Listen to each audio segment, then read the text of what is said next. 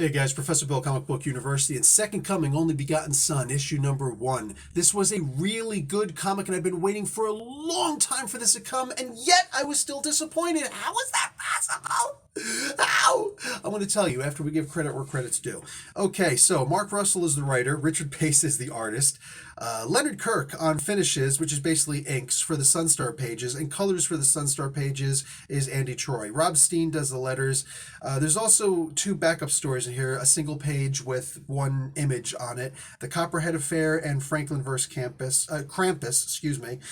Richard Pace did the cover, John J. Hill did the design. This is an Ahoy Comics comic book, and this issue of Second Coming, The Last Night on Zirconia. I love that they called this Zirconia, the planet. This is basically Krypton in Ahoy Comics because it's a fake diamond. That's what a cubic zirconian is. It's a fake diamond. Anybody doesn't. There's probably a bunch of people out there like, I know that, but there's also people who don't, and this was for them, not for you. So relax.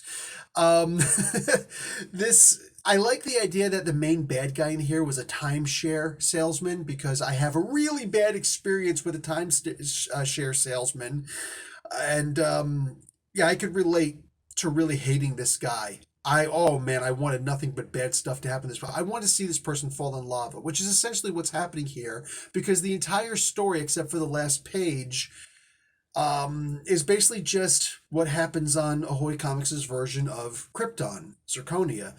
All of it. It felt a lot like watching the Snyder Cut. Excuse me, not even the Snyder Cut. It's like watching Zack Snyder's Man of Steel. There we go.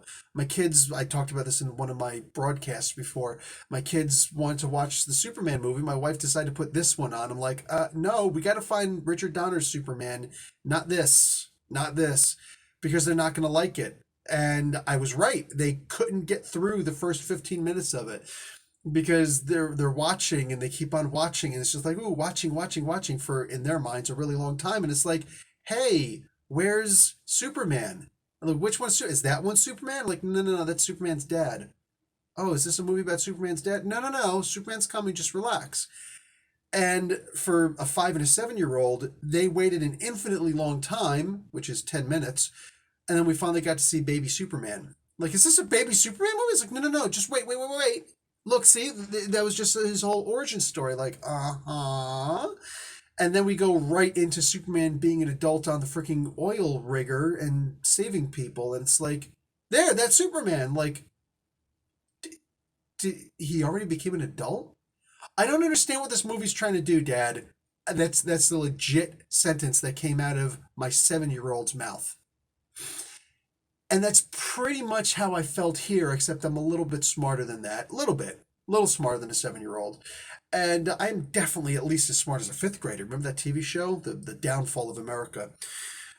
I read this, and while it was really fun, and I could enjoy it, by the way, this is the second time in the same week that there's the second villain in a week who offed himself with a gun. They basically cravened themselves with a gun in this, and it's like, wow.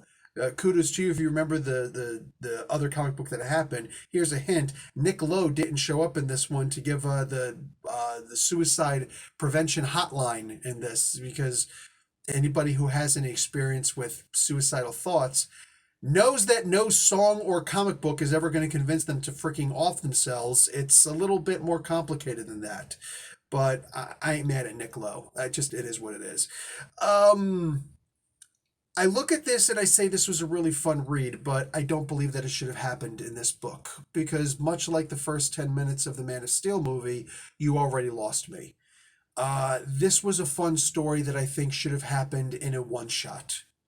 And I don't know what the budget of Ahoy Comics is, or if they would try and put the cost on the creators, but this could have even been a free comic book day issue.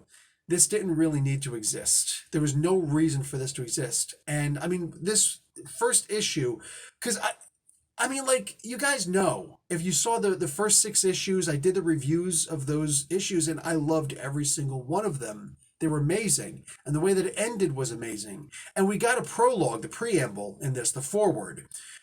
We got what happened in the previous issues in the beginning of this book. And then at the very end of the book, there were a couple of pages devoted to, hey, so by the way, this is what happened. Okay, cool. Does the story actually start at some point? Because look, I'm sure there are a lot of people out there who really like the Star Wars prequels, but for the love of God, I didn't wait all this time thinking I was going to get a damn prequel. I was expecting the story to continue. I ain't mad at nobody. You know what I'm saying? I love what the writer and artist, I love what this team has done with the previous books, and I really still to this moment look forward to what's actually going to happen with the continuation of the story. But this is an issue 0 at best, because at least then I would have had this feeling of, oh, okay, don't expect too much out of this. Even if, and you guys know I'm a strong proponent of the double-sized issue, even if they charge us an extra $2 for this comic book, I would have paid it for it. I would have paid it because hell's yes, I'm really looking forward to the meat of this story to continue.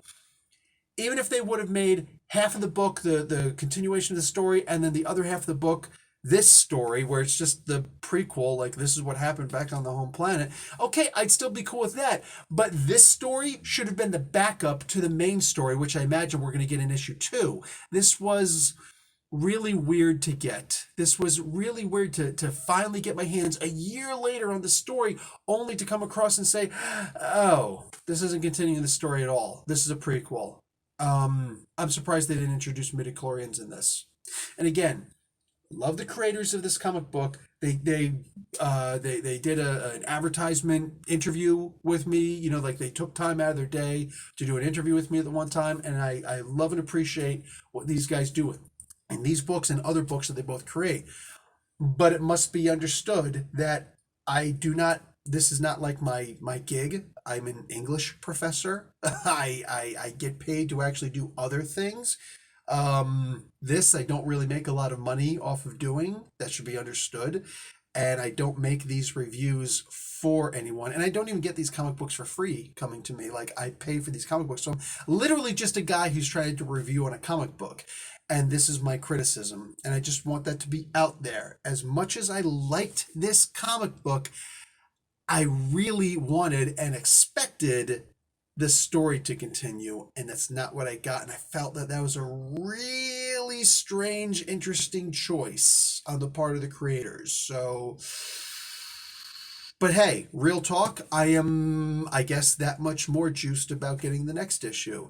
But if there's a prequel on that one, there will be some words spoken. I will talk to you guys later. Professor Bill, Comic Book University. Like the video, watch an ad, comicbookuni.com. Hey, talk to you guys later. Class dismissed.